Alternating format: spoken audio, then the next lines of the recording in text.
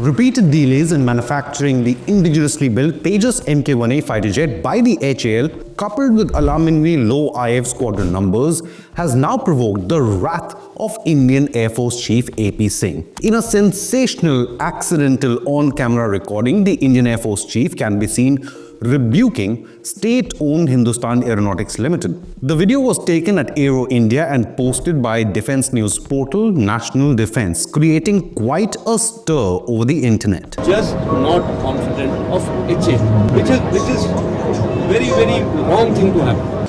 Without mincing his words, a visibly annoyed IAF chief, Air Marshal AP Singh, was caught saying the following in a candid conversation with HAL chairman DK Sunil. He said, quote, "I can only tell you what our requirements and our worries are. You have to elevate those worries and make us more confident.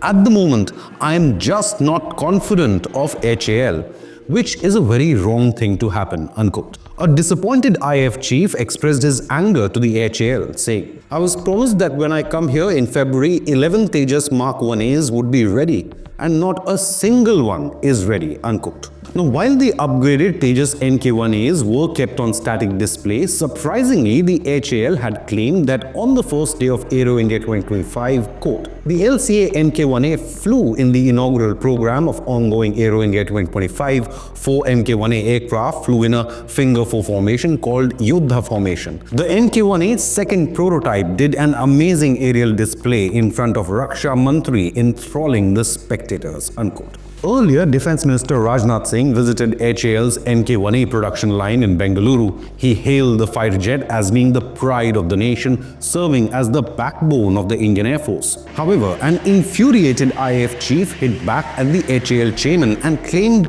the Tejas jets showcased at Aero India 2025 were not the upgraded Mk1A versions. Instead, they were the base versions of the Tejas fighter. He said, quote, "The aircraft that you flew calling it Mk1A, it is not Mk1A. It cannot happen by change of one software or by looks. When the weapons come and the capability comes, then it is Mk1A." He added, "Maza nahi aa raha hai," unquote. The explosive revelation by IAF chief has become the latest flashpoint over the Tejas Mk1A fighter jet program execution. The friction started when deliveries of 83 Tejas Mk1A jets were supposed to begin in March last year, 3 years after the deal was signed in 2021, costing a whopping 48,000 crore rupees or $6.8 billion. However, not a single upgraded Tejas has been delivered to the IAF so far. But let's address the elephant in the room. How has Bengaluru-based business, the HAL, failed to deliver even a single fighter jet from the first tranche of 83 jets ordered in 2021? How will HAL be able to meet the follow-up order of 99 more Mk1A fighter jets? Sources say Hindustan Aeronautics Limited is facing supply chain issues which are getting sorted out currently. The production of parts has been outsourced to suppliers, and therein lies the problem. DK Sunil, the chairman and managing director of HAL, confirmed last November that they were in talks with the US firm GE Aerospace to speed up engine deliveries. Sunil added, quote, "They are having some supply chain issues, which is the outcome of the COVID-19 related shutdown of industries. So they are having to recertify parts. They have assured us that they will do their best to ensure that our program is not impacted," unquote. Now, the HAL now will raise the issue with General Electric during the official visit to US next month. The engine supplies are now expected to begin in March or April 2025 at the earliest, 2 years later than contractual terms. Sources revealed to ET that GE currently has a backlog of 26 engines, but the company claims it can ramp up production.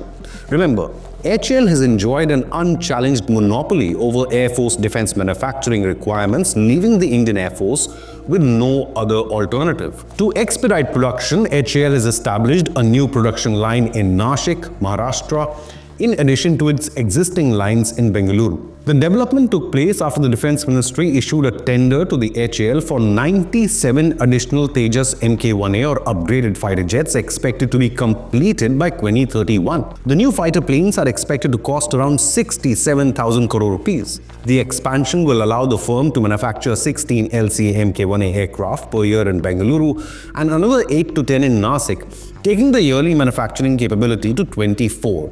Eventually, the Indian Air Force will fly 180 Tejas Mk1A jets. Now, the upgraded Tejas Mk1As is a relatively small and light aircraft, yet it is a significant leap forward for India's defense tech and manufacturing. The modern 4+ generation fighter aircraft boasts more than 65% of indigenous components. It can reach impressive top speeds of 1800 km per hour with a range of 850 km. The fighter jet has an active electronically scanned array or ASA radar which is capable of tracking multiple targets at once. Uttam radar has a range of more than 200 kilometers, which coupled with BVR missiles like the Astra, then even the smallish Mk1A fighter jets can pack a lethal punch. It has 9 hard points for a variety of air-to-air or air-to-surface munitions. This Indian fighter jet accommodates a modern electronic warfare suite and air-to-air refueling capabilities for extended missions. The first Tejas Mk1A squadron will also be based at the Nal Air Base in Bikaner, Rajasthan, facing the Pakistan front. The initial 83 Tejas Mk1A jets are meant to replace Soviet-era MiG-21 squadrons. However, Tejas Mk1As and the bigger Tejas Mark IIs together will replace a host of foreign fighter squadrons including the Jaguar, Mirage 2000s and MiG-29s, all inducted around the 1980s. Indigenous Tejas Mk1As and Tejas Mark IIs are essential for the Indian Air Force to boost squadron numbers from current 31 to operational need of 42, given the constant threat of a two-front war against China and Pakistan. The big question remains, does India now need a private aerospace manufacturing titan to compete with the likes of the HAL? GE Aerospace has signed a 5-year performance-based logistics contract with the Indian Air Force to maintain T-700 GE engines powering the AH-64E Apache helicopters. Under this deal, GE Aerospace will provide comprehensive maintenance, repair and overhaul services, ensuring high availability and operational readiness of the Indian Apache fleet. The PBL model enhances efficiency by streamlining sustainment, reducing turnaround time, and improving fleet performance. GE Aerospace's Vice President emphasized the company's commitment to delivering cutting-edge sustainment solutions for India's defense needs. The T-700 engine family, with over 130 million flight hours, is renowned for its power, modularity, and reliability. The contract strengthens India's defense infrastructure, ensuring the Apache fleet remains a formidable force in combat and surveillance operations.